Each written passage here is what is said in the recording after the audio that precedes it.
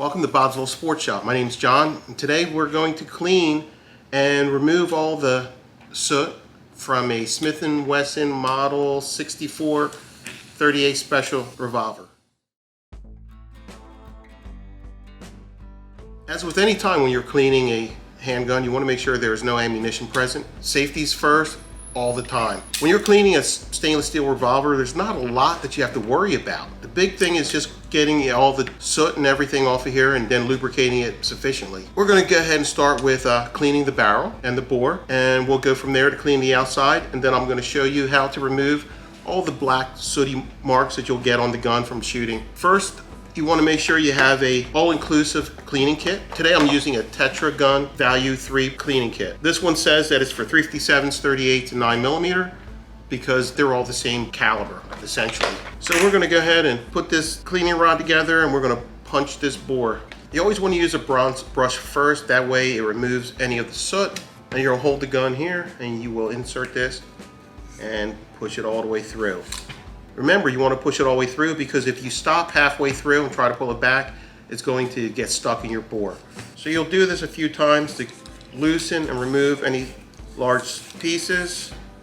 Once that's done, you're going to remove the bore brush and you're going to replace that with the patch holder. Once you get the patch holder on there, you're going to take a clean patch. Now, you're going to use a few of these patches while you're cleaning this gun, so it's best to get a couple out and get them ready. You're going to take a patch and insert it through the slot on the patch holder. Put a few drops of your bore cleaner. Today we're using Gunzilla, which is a cleaner lubricant protectant. So you put a couple drops on and you will insert that into the bore and push it all the way through.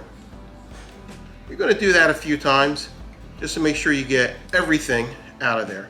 You can see how the patch went in totally clean. It comes out dirty. While you have that on there, you're going to want to clean each and every one of these cylinders. So you'll push that through. Make sure you get everything out of there. As long as you do it more than 6 times, you should be okay.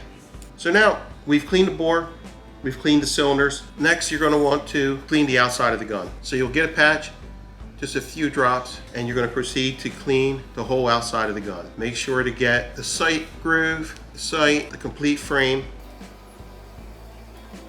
You also want to clean the back of the cylinder.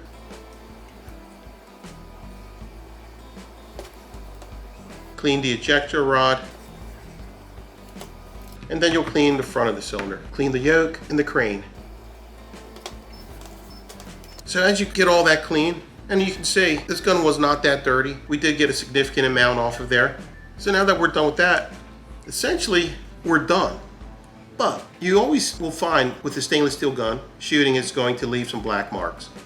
With those black marks, a lot of times they will not come off with just a cleaner, lubricant protectant. So what you need to do, you need to get a lead removal cloth. We sell these here at Bob's, and it's a really amazing thing. I didn't have a lot of faith in it at first, but then I bought one to use it on Smith and Wesson 686 that I had, and it worked amazing. It comes in a bag inside of a bag. You have to do that, otherwise it dries out.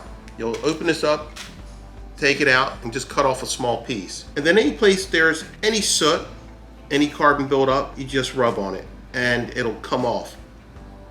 Now, here's the caveat. You can only do this with stainless steel guns.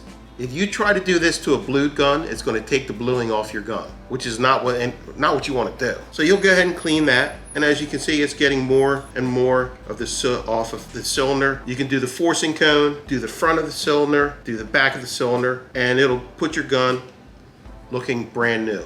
Once you're done with that, you definitely want to go ahead and wipe off any excess residue from this cloth. I'll just grab another patch for that and wipe it off, and essentially you are done. If you like this, share it, click subscribe. You can leave a comment if there's anything that you'd like to see. Shoot me a message here at Bob's Little Sports Shop, and we'll go ahead and respond with another video. Thank you.